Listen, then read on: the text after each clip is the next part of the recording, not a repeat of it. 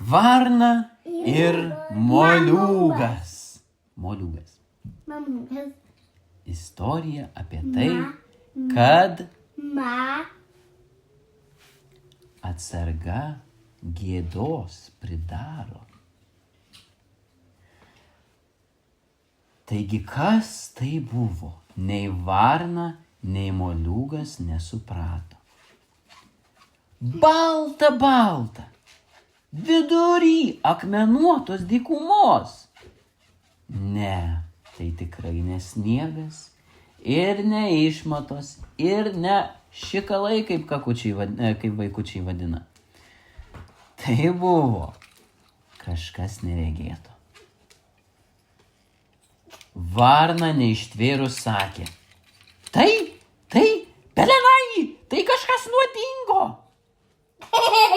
Ne, greičiausiai kažkas naudingo, moliūgas šitaip sau galvojo. Bet jam begalvojant ir bediskutuojant ir žmonėm besiginčijant, kas čia darosi, ar galima juos mindžiot, ar negalima vaikam duoti tyrinėti, staiga išėjo priekin dėdė. Turbūt jau visi žinot jo vardą. Tai buvo dėdė Mozė. Ir šis dėdė buvo toks nuostabus žmogus, kad prie jo dažnai vaikai atbėgdavo žaisti. Net ir tu, Jokūbai, norėtum su juo pažaisti. Žinai kodėl? Nes jis mokėdavo padaryti stebuklų, tikrų stebuklų. Dievo valia jis net galėdavo savo lazdą gyvate paversti. Įsivaizduoji?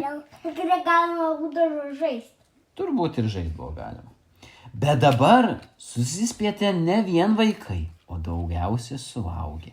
Ir jų pirmas klausimas jam buvo: kas čia? Dėdė Mozė iškėlė ranką ir visi nutilo. Vakar jūs šaukėtės ir prašėte maisto.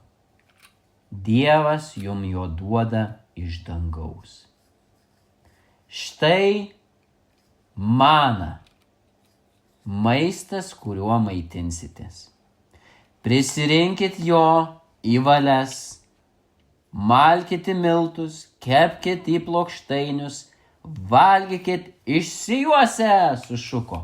Ir staiga pasigirdo plojimų gausmas iš vaikučių. Suaugę dar buvo šiek tiek sutrikę, ką jis čia kalba. Bet Mozė pakartojo: kasdieną rinksitės ryte sau manus. Kiekvieną rytą tai pradėsit.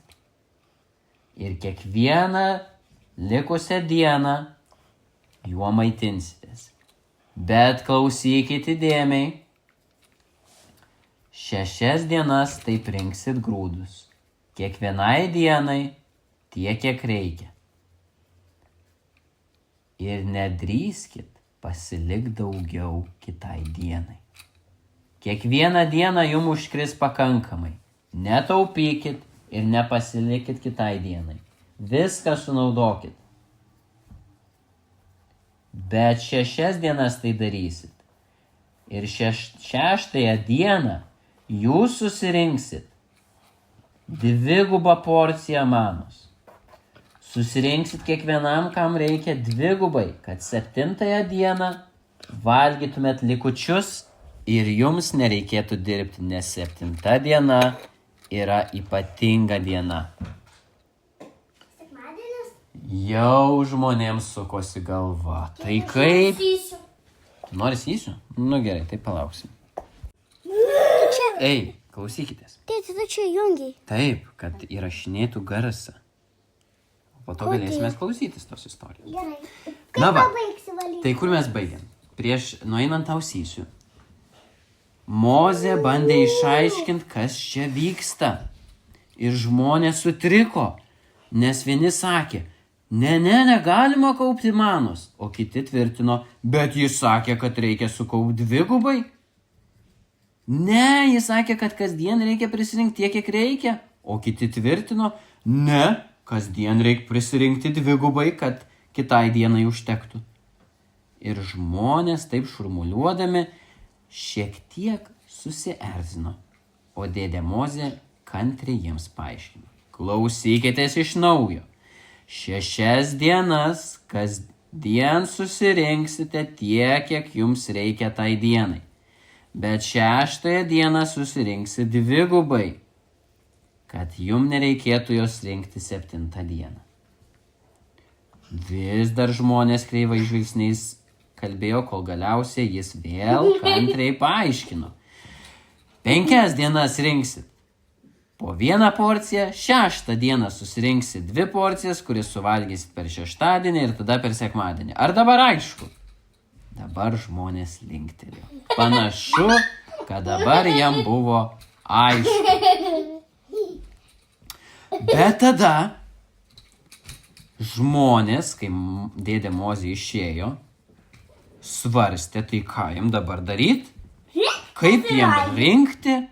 Ar šluoti? Bet ir smėlio prisišluos. Ir akmenų. Bet manos buvo tiek daug, kad jas galėjai rinkti saujo. Nors žmonių buvo daugybė, bet manos buvo dar daugiau. Žmonės negalėdavo net praeiti iš palapinės nesusirinkę manos, nes jos buvo visur, visur, kad tarsi migla būtų virtusi grūdais. Žmonės sėmė, rinko. Ar žinot, ką iš jų padarė? Ką? Jie surinkdavo, tada sumalė į miltus. Ir žinot, ką tada padarė? Sumaišė su vandeniu, padarė tešlą, iškepė ant laužo ir gavosi plokščias valgis. Priminė batoną, bet skonis kaip meduolio. Kaip skanu! Vaikai krykštavo iš laimės. Suaugę irgi patenkinti laižėsi pirštus, o senoliai klibino dantis nuo cukraus skonio. Na, dauguma labai džiaugiasi. Tiek buvo valgio, tiek sotumo jau seniai jie nebuvo ragavę.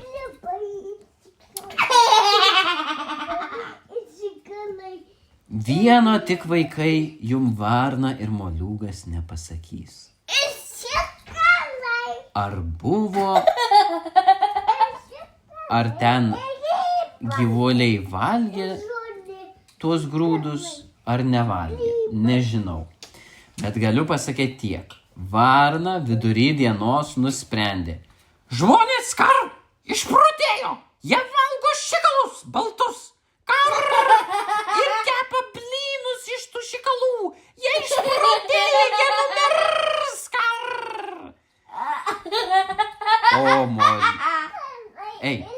O moliūgas sau tyliai kikeno. Ne, varnelė, panašu, kad būsi tu suklydos. Panašu, kad čia ne šikalai. Nors tiesą pasakius, moliūgui ir šikalai nebūtų pro šalį. Jisai jau buvo pasiilgęs savo šaknyno maisto. Ir užsisvajojo, tuo tarpu varna alko. Ir šiek tiek jau seilę varvinti pradėjo, kol žiūrėjo, kaip žmonės kepasi savo plokštainius ir valgo jo tarsi meduolius. Kaip jie gali valgyti tą šikalą kaip meduolį, kokį pasigardžiuodami murmėjo savo varna. Bet galiausiai neištvėrė ir pati paragavo. Ir suprato, kad skonis buvo kaip meduolių. Dabar, jeigu nori toliau klausytis istorijos, jums reikia nutilti. Man jau sunku per jūs šaukti. Gerai, klausotės? Jokūbai, tau tada jau reikia atsigulti į savo lovytę.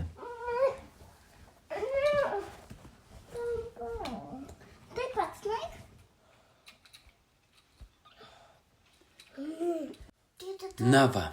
Ir dabar Čia tą pasaką. buvo taip, kad varna prisivalgė iki soties tų keistų grūdų nešikalų ir parūpo jai, o kas bus rytoj. O gal jų nebeliks ir vėl ji bus alkana. O kas, jeigu tas dėdė nesuprato pats, kas čia vyksta ir jam tik pasisekė, kad dabar yra maisto? Reikia prisirinkti ir rytojui, o gal ir visai savaitai. Na, jis sakė, jų nerinkti daugiau negu reikia, bet kaži ar jis pats žino? Svarstė varna, kar. Visą dieną jį karksėjo neramiai. Galiausiai pagalvojo, kad gal žiogai atskris ir suvalgys, o gal kokios dykumų lapės ar kiti gyviai. Ne, čia rizikinga. Vieną dieną bus to maisto, o kitą gal ir nebeliks. Be to, ji pamatė, kad buvo žmonių, kurie irgi rinko dar grūdų, nors matėsi, kad buvo sotus ir privalgę. Net buvo kitoj rankoje įsikibę į meduolį iškeptą. Ne, tikrai reik prisirinkti. Ir varna capt ir prisirinko savo grūdų. Jau privalgė pilną pilvą ir moliūgas net įsakė: varna, kiekgi tugi valgysi, taigi sprogsi. O varna savo tylutėliai susikrovė daug grūdų. Vargo ne 1 valandą, bet prisikrovė tiek, kad užteks visai savaitei. Pasigardžiuodama linksminosi varna vakare. Po sunkios dienos laikas miegot. Panašu, kad ir daugiau tokių linksmų žmonių su ja buvo. Visi ėjo į savo palapines, varna atsigulės vežime kartu šalia moliūgo ir užmiego. Tik ryte prabudus pagalvojo, o kaži, gal ir vėl bus rūkas ir migla ir grūdų baltų gausybė. Atsikėlė, pasirąžė, strakt ant vežimo krašto ir žiūri. Pilna, balta, kaip snieguota žiema, dar daugiau nei vakar. Dabar ji tikrai pagalvojo, kad čia prisnigo. Bet ne, ji tik 1 kartą buvo nuskridus taip toli, kur būta sniego. Ne, čia ne sniegas. Ir padvelkė vėjelis ir ji užuodė jau pažįstamą jai kvapą. Tos, kaip žmonės sako, manos, kar. Ir nudžiugus jau tuoj šoks rinkti ir lesti. Tik prisiminė, pala, man net nereikia rinkti. Aš jau jų prisirinkau. Nudžiugo varna. Strakt į vežimo kampelį ir tuoj griebs vakarykščių grūdų. Bet žiūri.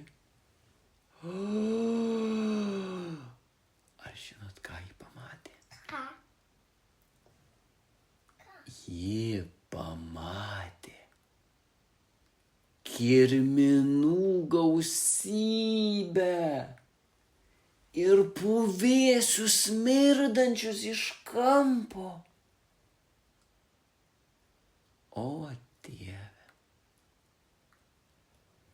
dabar varna ne vien pasišlykštėjo. Ji suprato, kiek gėdos pridarė atsarga. Neklausė ji savo mylimo dėdės. Na, gal ten ir ne jos dėdė, bet ji priskyrė savo. Nepaklausė jo. Ir nors girdėjo, ką jis sakė, bet matė jį kitus žmonės ir pati dvejojo. Ir dabar jai gėda. Prisirinko. Ir supuvo. Ir kam? Ar ji negalėjo tiesiog pasitikėti? Prišokavo liūdnai prie moliūgo, bakstelėjo su snapeliu jį, o moliūgas prabūtęs burbtelėjo. Nu, kas yra? O varna jam pasakė. Man liūdna ir skaudu. Moliūgas atmerkė plačiausiai akis ir paklausė, kodėl? Nes vakar aš slapta prisirinkau grūdelių, o dabar jie supuvo, o yra šviežių ir naujų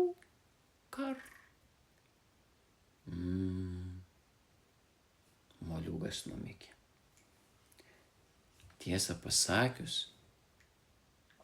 moliūgas nežinojo, kaip varna jautėsi, tik numanė, kad jai sunku. Nes jam pačiam visai net nesinorėjo valgyti. Turbūt varnai buvo labai sunku nesirink grūdų, kai jie tokie skanūs ir kai nežinai, kas bus rytoj. Tad moliūgas tik prisiglaudė prie varnos ir pabuvo ten šalia. O varna susigėdus, panašu, kad ir su kitais žmonėm, kurie tą patį savo stovyklavietį pamatė, vieni klykė, kiti šaukė, kiti burbėjo pamatę tas kirmėlės ir puvėsį savo induose, kur kaupė ir vakarykštę maną. Dabar paniurę, atrodo, susirinko pas dėdę Mozę ir prisipažino, ką padarė. Ir varna stovėjo jų gretoj. Ir šitaip jie pradėjo mokytis, ką reiškia pasitikėti.